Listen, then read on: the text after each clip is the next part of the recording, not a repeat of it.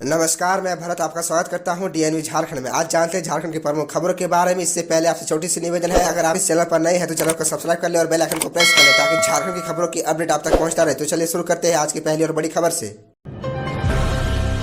182 पदों पर संविदा शिक्षक नियुक्ति के लिए अब तक 1500 आवेदन। दरअसल आपको बता दें कि जिले के 19 आदर्श स्कूलों में 182 संविदा शिक्षकों की नियुक्ति के लिए आवेदन पहुंचना शुरू हो गया है। मिश्रित भवन अवस्थित शिक्षा विभाग में शिक्षक नियुक्ति के लिए एक सेल का गठन किया गया है। सेल के nodal officer SDO education Ayush Kumar को बनाया गया है। अब तक लगभग 1500 से अधिक आवेदन मिला है। आवेदन पहुंचने की अंतिम तिथि 8 मार्च है। बताते चले कि 182 पदों में 150 पद हाई स्कूलों के लिए तथा 32 पद +2 स्कूलों के लिए है। आवेदन में 100 रुपए व SC/ST के लिए 50 रुपए का डिमांड ड्राफ्ट डीओ के पदनाम से पेबल @ धनबाद जमा करना होगा। डीओ कार्यालय ने संविदा पर नियुक्ति से संबंधित अधिसूचना धनबाद.nic.in पर जारी की है। आवेदन निबंधित डाक से भेजना होगा। न्यूनतम व अधिकतम आयु सीमा 21 व 55 वर्ष है। उम्र का आकलन 31 दिसंबर 2022 के आधार पर किया जाएगा। चयनित +2 शिक्षकों को 27,500 रुपए व हाई स्कूल शिक्षकों को 26,250 रुपए वेतन प्रतिमाह प्राप्त होंगे।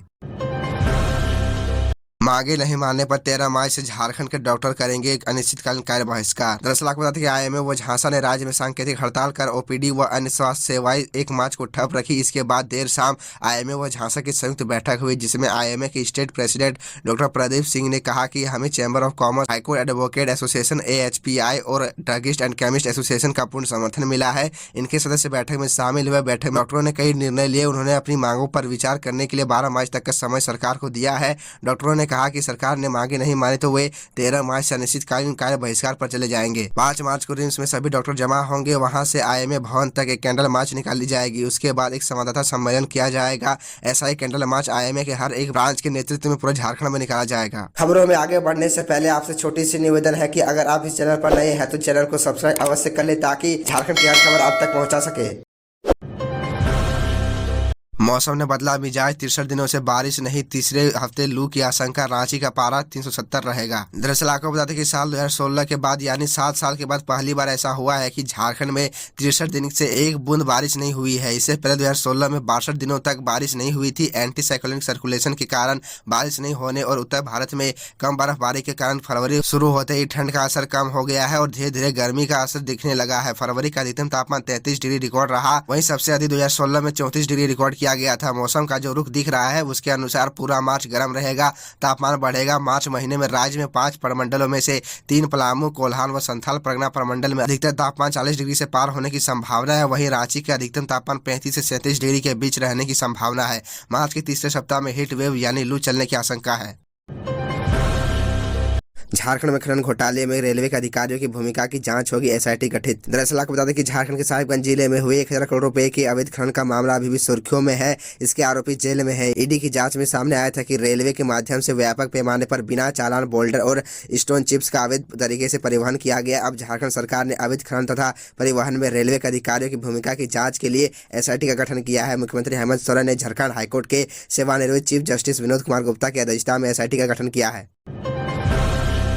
MLA समरीलाल के जाति प्रमाण पत्र मामले में हाईकोर्ट में 29 मार्च को होगी सुनवाई। एकल पीठ के आदेश पर रोक नहीं। दरअसल आपको बता दें कि झारखंड हाईकोर्ट के चीफ जस्टिस संजय कुमार मिश्रा व जस्टिस R मुखोपाध्याय की खंडपीठ में कांके के भाजपा विधायक समरीलाल के जाति प्रमाण पत्र से संबंधित एकल पीठ के खिलाफ दाखिल अपील पर सुनवाई हुई। सुनवाई के दौरान सरकार और सुरेश बैठा की ओर से एकल पीठ के आदेश पर रोक लगाने की मांग की गई, लेकिन खंडपीठ ने एकल पीठ के आदेश पर रोक लगाने से इनकार कर दिया है। अदालत ने मामले में विस्तृत सुनवाई के लिए 29 मार्च की तिथि निर्धारित की है। एकल पीठ के आदेश के खिलाफ राज्य सरकार और सुरेश बैठा की ओर से अपील की गई है। कांके विधायक समरीलाल के जाति प्रमाण पत्र को गलत बताते हुए कांग्रेस उम्मीदवार सुरेश बैठा ने सरकार से शिकायत की थी। राज्य छानबीन समिति ने समरीलाल को झारखंड का मूल निवासी नहीं बताते हुए उन्हें जाति प्रमाण पत्र रद्द कर दिया था। इसके खिलाफ समरीलाल ने हाईकोर्ट में याचिका दाखिल की थी। हाईकोर्ट ने एकल पीठ ने इसकी सुनवाई पूरी करने के बाद 31 जनवरी को समरीलाल के जाति प्रमाण पत्र रद्द करने के आदेश को निरस्त कर दिया था। अदालत ने सरकार को एक अलग कमेटी बनाकर फिर से इसकी जाँच कराने की छूट दी थी।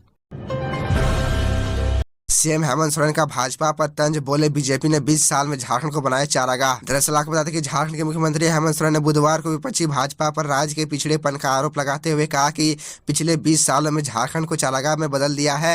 राज्यपाल के अभिभाषण के मोशन ऑफ थैंक्स पर बहस के अपने जवाब में उन्होंने यह भी आरोप लगाया कि महाराष्ट्र और गुजरात जैसे राज्यों में विकास को बढ़ावा देने वाली भगवा पार्टी ने झारखंड में भ्रष्टाचार के पौधे बोए हैं। उन्होंने आरोप लगाया बीते 20 साल में उन्होंने झारखंड को चारागाह और लूट का केंद्र बना दिया। सोरेन ने दावा किया कि भाजपा इतने नीचे गिर गई है कि उसके वरिष्ठ नेता बाबूलाल मरांडी ने केंद्रीय गृह मंत्री से झामुमो के नेतृत्व वाली सरकार को गिराने के लिए कहा था।